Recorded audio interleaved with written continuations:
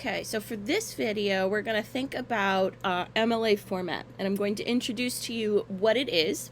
So outside of being a way that you format your bibliography or include your works cited at the end, and the internal citations where you reference the resources in a research paper, MLA format also consists of how your paper looks. So I'm going to show you a couple of examples, and then I'm going to show you how to format it in both Word and Google Docs so that you are accurately utilizing MLA format. So format, the way that it looks.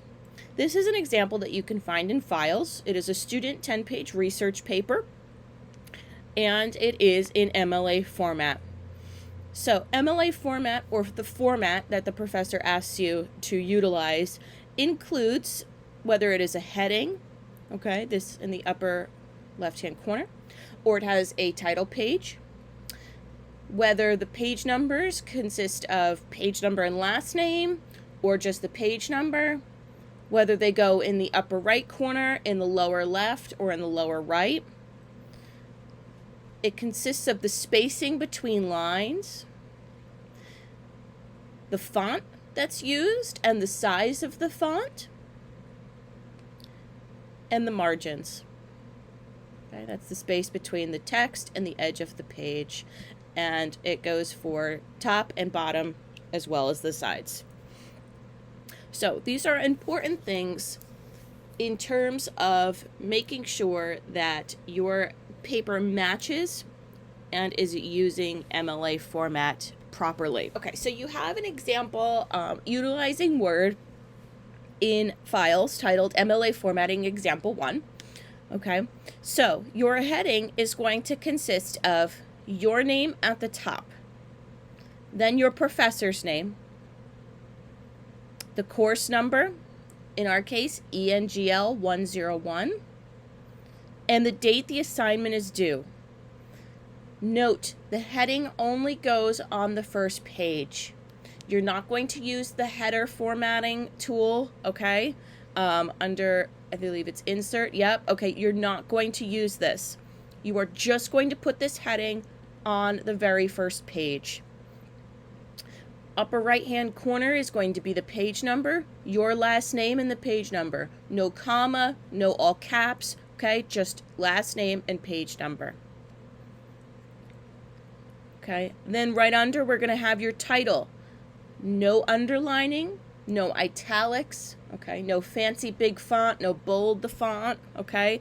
Just your title. No quotation marks, nothing.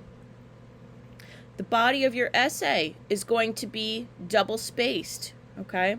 Times New Roman has always been the preferred font for MLA because it has feet, which I'll show you what that is. So, the feet are these little lines that appear underneath, okay? Since we use word processing now and it is not a typewriter, it is easier to access a bunch of other fonts. So as long as the font is legible, okay, technically you could use Arial, okay, or any other font. As long as it is clearly legible, the letters are not touching each other, okay? Notice how there is a very clear space in between each of the letters to distinctly present the letter, okay? So yeah, it doesn't matter what kind of font it is. You also want to remove the space before and the space after a paragraph, okay? So 0 point font after paragraph, 0 point after paragraph spacing.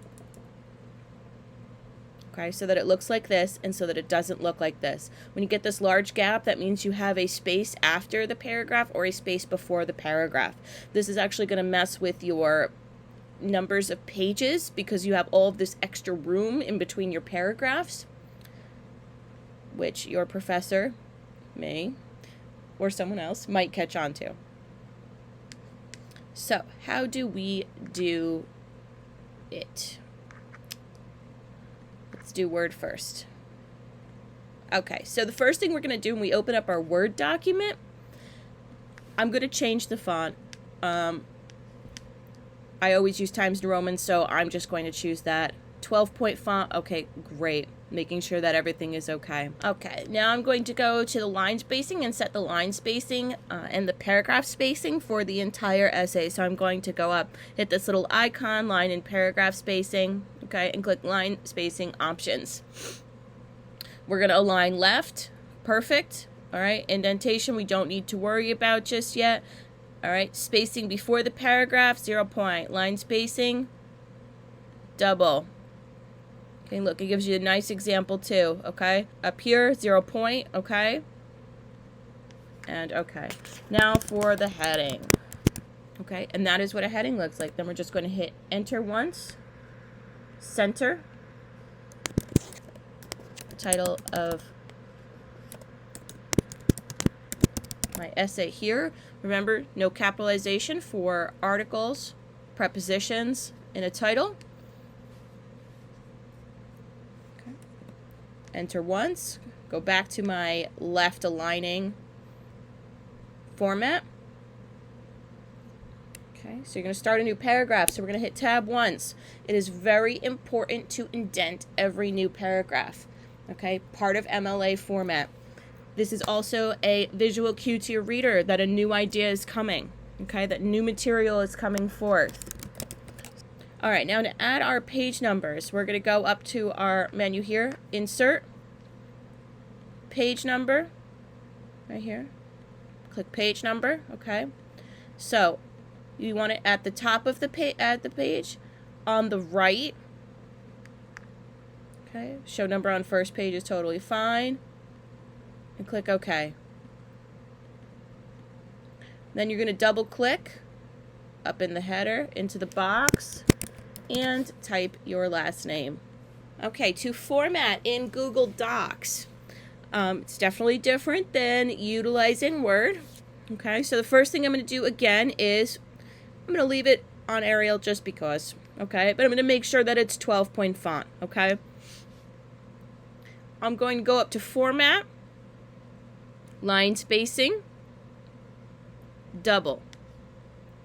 Okay, now if you notice under Format and Line Spacing, you have add space before paragraph and add space after paragraph.